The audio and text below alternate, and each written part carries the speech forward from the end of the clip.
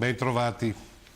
Il benzinaio di Ponte di Nanto nel Vicentino, Graziano Stacchio, per molti è diventato un eroe nazionale. Stacchio è quel signore che durante una rapina ha ucciso con un colpo di fucile un rapinatore di etnia rom.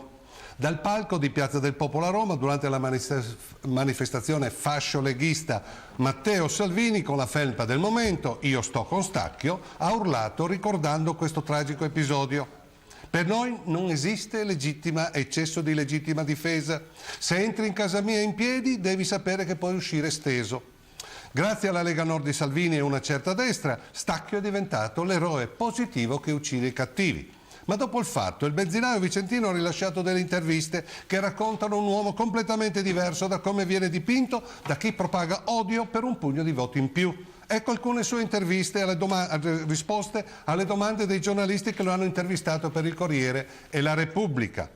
Alla domanda su cosa ne pensa di tutto il casino che ha suscitato quanto gli è accaduto, Stacchio risponde: "L'effetto mediatico mi ha stordito, però davvero non possiamo vivere in un mondo che va in questa direzione. È storta, non voglio rassegnarmi alla legge della giungla, del terrore, che lavori e torni a casa guardandoti alle spalle." Giornalista: "Lei ha sparato e ucciso un rapinatore, per molti è un eroe." Stacchio: "No, non sono un eroe, né un modello da imitare, né tantomeno un simbolo. Lo dico subito, la gente non deve sparare in mio nome, né in Veneto né in Sicilia. Solo l'idea mi fa paura. Non è che adesso ognuno si deve sentire autorizzato a sparare, se no che cosa facciamo? Il Far West?"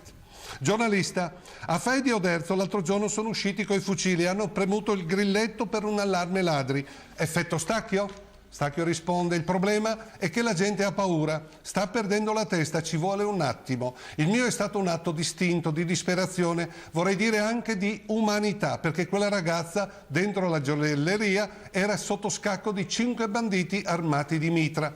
La volta prima era stata addirittura sequestrata. Quando quel rapinatore mi ha puntato l'arma addosso, ho mirato, stando attento a non fare andare in giro i colpi. Se i suoi complici l'avessero lasciato lì, gli avrei messo subito un laccio emostatico, avrei provato a salvarlo. Ambulanza e via." Giornalista: "Lo avrebbe fatto davvero?" "Lo giuro sui miei figli e nipoti, la vita vale più di tutto." Giornalista: "A chi lo sta osannando? Forse importa di più che lei ha ucciso un rapinatore, per di più un immigrato, o no?" Stacchio: "Ho ricevuto molta solidarietà anche da immigrati, africani, albanesi, gente per bene che abita qui ed è venuta a darmi una pacca sulla spalla."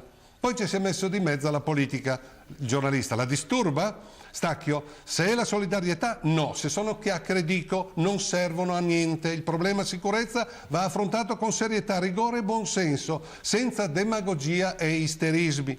Sembra quasi a volte che i ladri siano nel giusto, che facciano bene a comportarsi così. Forse in molti delinquenti passa questo messaggio: se i primi a rubare sono i politici, perché non dovremmo farlo noi?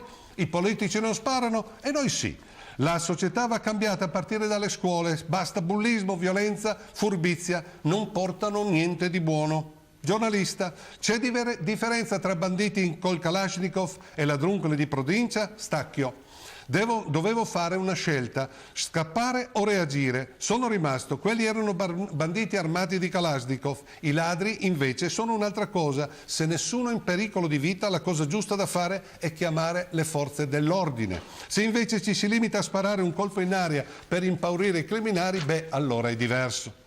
Le parole del signor Stacchio sono più sagge dei molti che cavalcano per varie ragioni il suo caso. Certo, se prende piede l'idea di farsi giustizia da sé perché lo Stato latita e non ci dà più sicurezza, il Far West è vicino. Cominceremo ad armarci come negli Stati Uniti d'America, dove praticamente ogni persona adulta possiede un'arma da fuoco e le uccisioni quotidiane in quel paese, con sfide stile OK Corral, mietono più vittime che nel resto del mondo. Infatti, se guardiamo le statistiche internazionali, quelle ad esempio del 2009, sui morti ammazzati con armi da fuoco, troviamo il Giappone con 11, Regno Unito 18, Spagna 90, Francia 142, Germania 152, Canada 173. E in Italia, pur con tutte le nostre mafie, sono stati 200, parlo del 2009, sono stati 246 morti da arma da fuoco rispetto ai 9.146, ripeto 9.146 registrati negli Stati Uniti.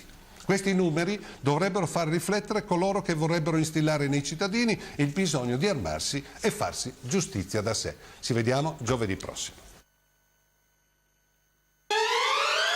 dovrebbero instillare nei cittadini il bisogno di armarsi e farsi giustizia da sé. Ci vediamo giovedì prossimo.